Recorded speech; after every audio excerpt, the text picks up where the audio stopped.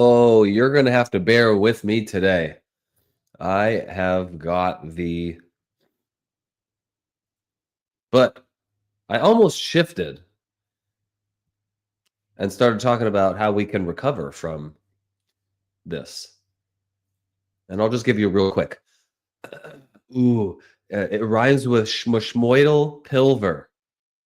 I said it on YouTube a little while back, and the video got the kibosh, so I won't say it here.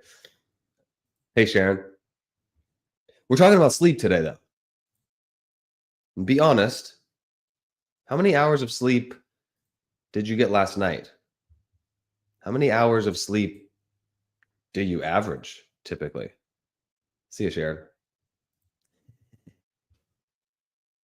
There is a camp, especially in the entrepreneurial space, but just as high performers that wear sleeping less as a badge.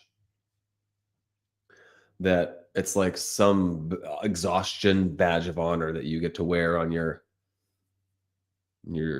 pins. But you can't outwork. There are exceptions to this rule. Of course, there are exceptions to almost every rule. But you can't outwork exhaustion. You can't outwork poor sleep. You just can't. It's going to catch up with you. If your patience is short, if your focus is gone by the afternoon, your workouts are feeling flat, it's not a discipline problem. A lot of the time it's a sleep problem. And sleep, rest, it's not a weakness, it's a strength. It's a tool in the tool belt for growing our mind, our muscles. Like, think from the standpoint of a baby. The first couple years, sleep is so important. That's why we prioritized sleep with our kids so much, is because when a child learns something and they go to sleep, those neural pathways are connecting when they're sleeping. It's the same for us. When we learn something new and we go to sleep, neural pathways are connecting. That's why a lot of the times when we wake up, it's a reason that I love journaling right before bed, is that I journal before bed. I write down the problems, the issues that I'm facing, and then a lot of the times you wake up with this of clarity. It's because your mind was going to work while you're sleeping. And if we're not allowing ourselves to get into deep sleep, we're doing ourselves a disservice. Sleep is the way our body rebuilds. When we sleep, testosterone rises, and ladies out there, you want your testosterone to rise. Cortisol resets. Our cortisol levels come down. Our stress levels come down. Our growth hormone goes up. There was a study, this is going back 15 years, from the University of Chicago, that it was a study of men that restricted themselves or were restricted to less than 5 hours of sleep, just for a week, saw a 10 to 15% drop in testosterone. Testosterone is so important for us. Energy, muscle recovery, muscle building, focus. When we don't get sleep and allow those cortisol levels to come down, with those elevated cortisol levels, our muscles break down, our insulin resistance goes down or goes up. Wait, insulin resistance goes up. And so we're more likely to drive to hold fat. So it is a pyramid, our health. Movement, nutrition, sleep. We'll put mindset, and mindset kind of goes in all on inside the pyramid. And so if you're not sleeping, your hormones can't keep up. You can train well, you can eat well, and if you don't have that sleep, the pyramid breaks. It's just the way it is.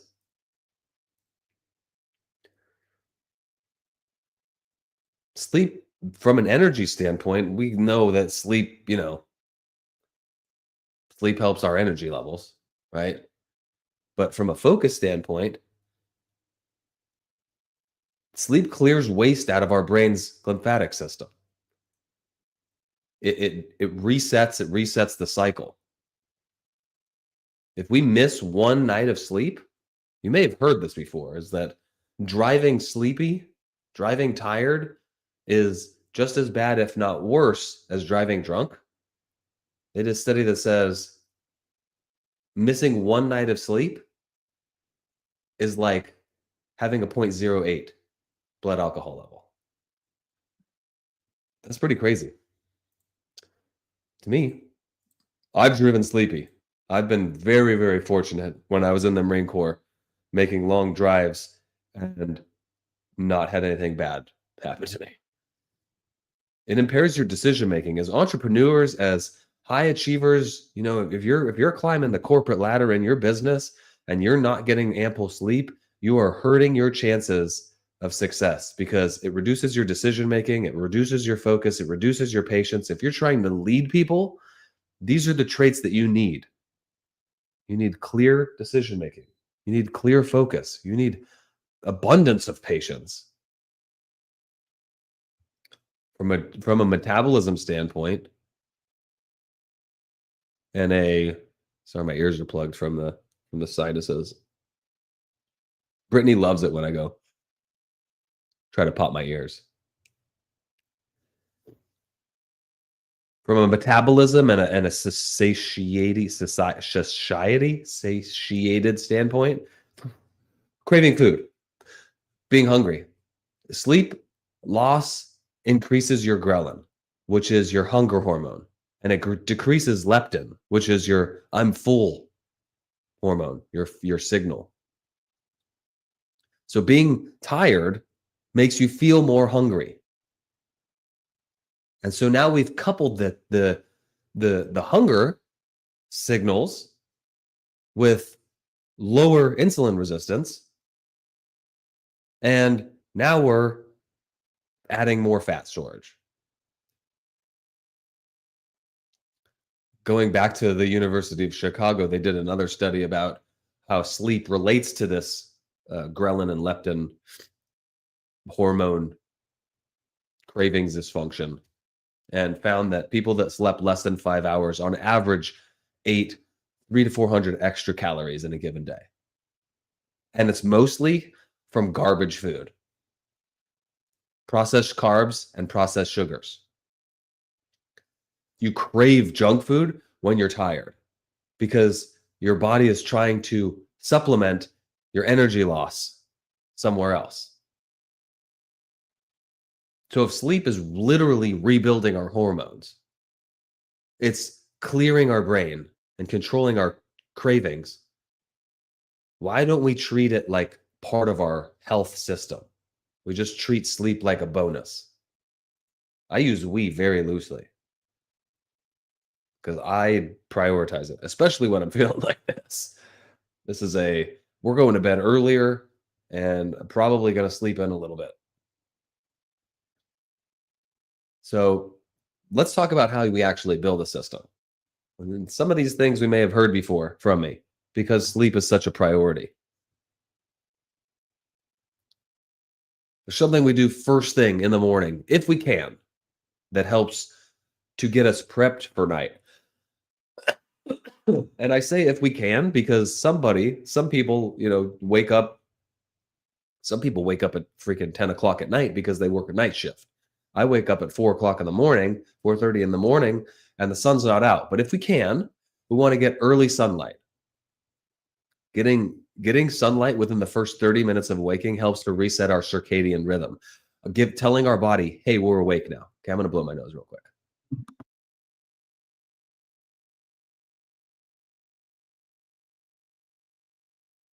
Yes, it is a baby rag, a baby cloth that I kept in my. They're just so soft. They're really soft, and when you're blowing your nose as much as I am, having a nice soft towel is a bonus. Don't judge me. Judge me. I don't care. So on the circadian rhythm topic,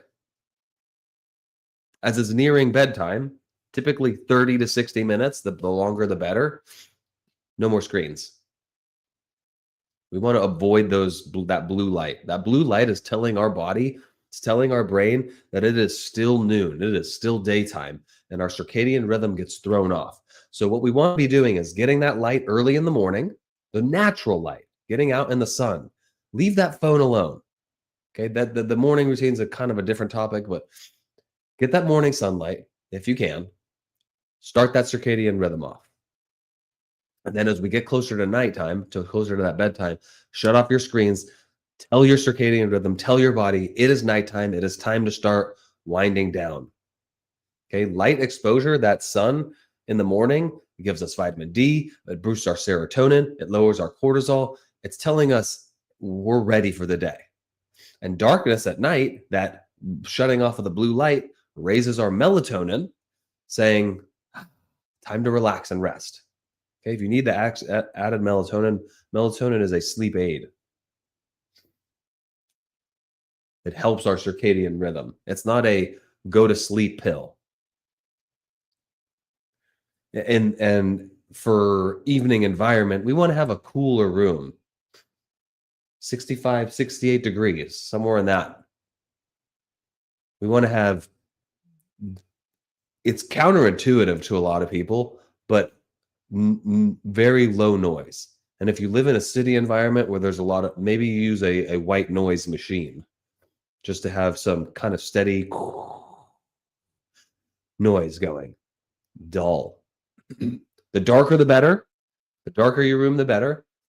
We're very fortunate where I live. We have almost no light pollution, but use blackout curtains or put an eye mask on. They're kind of silly looking, but they do have a purpose. If you get a cool one, your body temperature, your core body temperature is naturally supposed to drop as it becomes nighttime. You want the cooler environment. The cold body temperature helps us to get into a deep sleep. So having that having that cooler environment, setting your thermostat, if you have a smarter thermostat that can adjust per time, having that thermostat go down in the evening will help that transition, that circadian rhythm transition. Okay, and kind of nighttime routine habits is as we shut those phones off, those screens off, what are we replacing that 30 to 60 minutes with? We should be replacing it with reading, journaling, prayer, stretching, gratitude. Stretching, I don't know if you can see. This is a great foam rolling. It's a great tool for opening up the blood vessels, relaxing your body, and getting you ready to wind down. Some things that you can do I love the journaling at night because it allows me to brain dump. Write down what the things are that are in your head that you're like, I gotta accomplish things tomorrow. So your brain is not just running wild. When you go hit the pillow, your mind should be so clear because you let it all out into that journal, you could just go to sleep. Predictable routines help to lower our cortisol level, which is lowering our stress level, telling our nervous system, it's okay, we are safe, let's go to bed.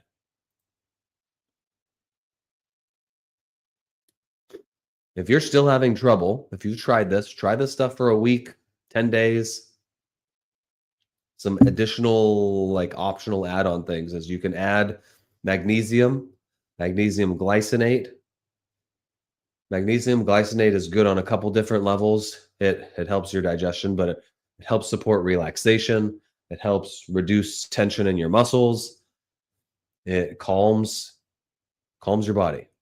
So it can play a role in improving your sleep quality. If you're a caffeine drinker and you have trouble sleeping, do not have caffeine late.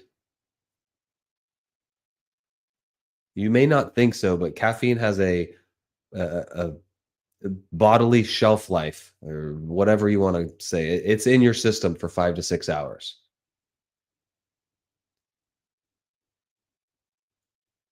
I think it's half-life. I'm going to sneeze now, I think. So if you're drinking caffeine at 5, 6 o'clock at night, when you're trying to go to bed at 10 o'clock, half of that caffeine is still in your system. And it's messing with your circadian rhythm. It's blocking your adenosine, however you say that word.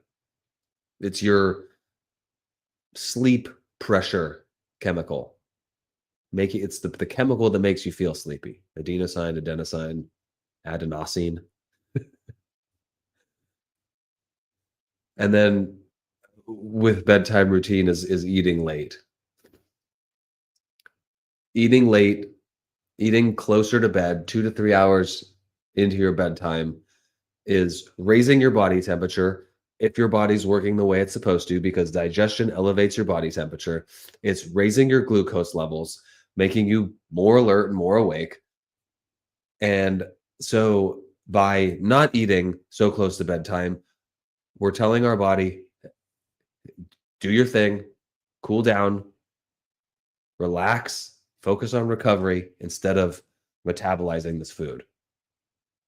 So whether you're here live or in the future, just think about it. Which of these tools do I need? Is it reducing my light? Is it reducing my noise? Is it reducing the temperature of my rooms? Is it a routine thing? So many of us were like, I talk to people I fall asleep with this in my hand. Well, no wonder you're not getting good quality sleep.